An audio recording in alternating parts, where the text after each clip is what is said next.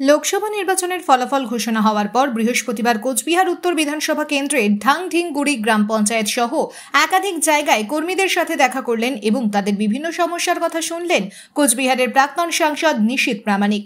কোচবিহার উত্তর বিধানসভা কেন্দ্রে একাধিক গ্রাম পঞ্চায়েত পরিদর্শন করার পর তিনি কি বললেন সংবাদ মাধ্যমের কাছে শুনব। আমরা বিভিন্ন গ্রাম পঞ্চায়েতগুলোতে গিয়েছি, বিভিন্ন আমাদের যারা যে সমস্ত অঞ্চলগুলো আমাদের দখলে রয়েছে এবং পাশাপাশি যারা সাধারণ কর্মী তাদের সঙ্গে আমরা কথা বলছি।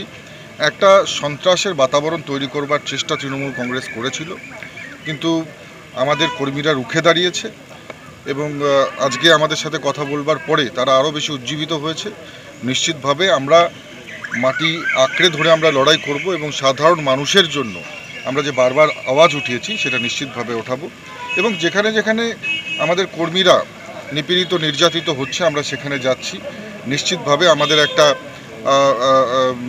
ইমার্জেন্সি ফোন নাম্বারও দেওয়া রয়েছে, কিউআরটি টিম রয়েছে।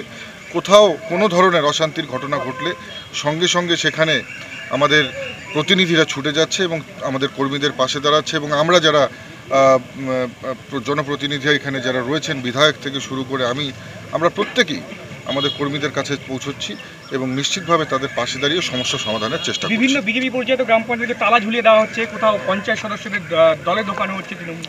এই ধরনের কোনো ঘটনা ঘটলে আমরা বলেছি আমাদের কর্মীদের আমাদের খবর দিতে। আমরা নিজেরা সেখানে গিয়ে প্রশাসনকে সঙ্গে নিয়ে সেই তালা খুলে তাদেরকে বসবার ব্যবস্থা করে দেব। নিশীথ প্রামাণিক বক্তব্য শুনবার পর কি বললেন তৃণমূল নেতা তথা উত্তরবঙ্গ পরিবহন সংস্থার চেয়ারম্যান পার্থপ্রতিম রায়, শুনব।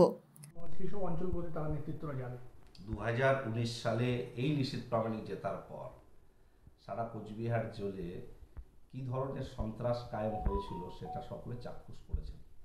আজকে যিনি আমাদের প্রার্থী বা সাংসদ নির্বাচিত হয়েছেন জনগণের রায়ে, তাকেও বাড়ি ছাড়তে হয়েছিল। বহু পার্টি অফিস জ্বালিয়ে পুড়িয়ে দেওয়া হয়েছিল, বহু মানুষকে চাপ মানি তোলা হয়েছিল বিজেপির পক্ষ থেকে। একটা সন্ত্রাসের চরম জায়গায় পৌঁছে দিয়েছিল কোচবিহারকে। এবারের নির্বাচনে জয়ের পর গণতন্ত্র সুপ্রতিষ্ঠিত হয়েছে। ভোট পরবর্তী হিংসা বলে কোনো শব্দ কোচবিহারে অন্তত পক্ষে নেই। টুকটাক যে সমস্ত জায়গায় কিছু ঘটনা যদি ঘটে থাকে অনভিপ্রেত, প্রশাসন যেমন কঠোর ব্যবস্থা গ্রহণ করছে, আমাদের দলের নেতৃত্বরাও সেখানে পৌঁছে গেছে। আমরা তো দায়িত্ব নিয়ে বলছি, কারা ঘরছাড়া রয়েছে তালিকাধীন প্রশাসনের হাতে। প্রশাসন যেমন ব্যবস্থা গ্রহণ করবে, দলের পক্ষ থেকেও ব্যবস্থা গ্রহণ করা হবে। কারণ আমাদের নেত্রী মমতা বন্দ্যোপাধ্যায় এবং অধিনায়ক অভিষেক বন্দ্যোপাধ্যায় সংযমের বার্তা দিয়েছেন এবং সেটাকেই মূলধন করে তৃণমূল কংগ্রেস সর্বত্র কর্মসূচি গ্রহণ করছে। তাই এ ধরনের বিভ্রান্তিকর কথা ছড়িয়ে একটু নিজেদের হালে পানি পাওয়ার যা চেষ্টা চলছে, মানুষ সেটা ব্যাহত করবে। ব্যুরো নিউজ ABN 24/7 সঙ্গে থাকবেন।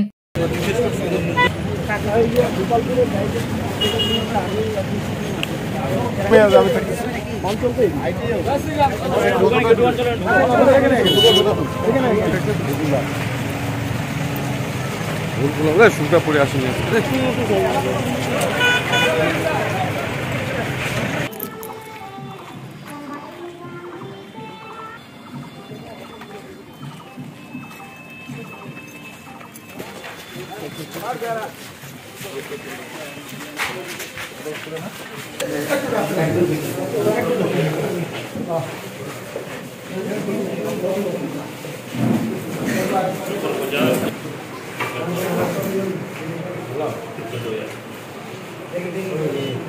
ঠিক আছে।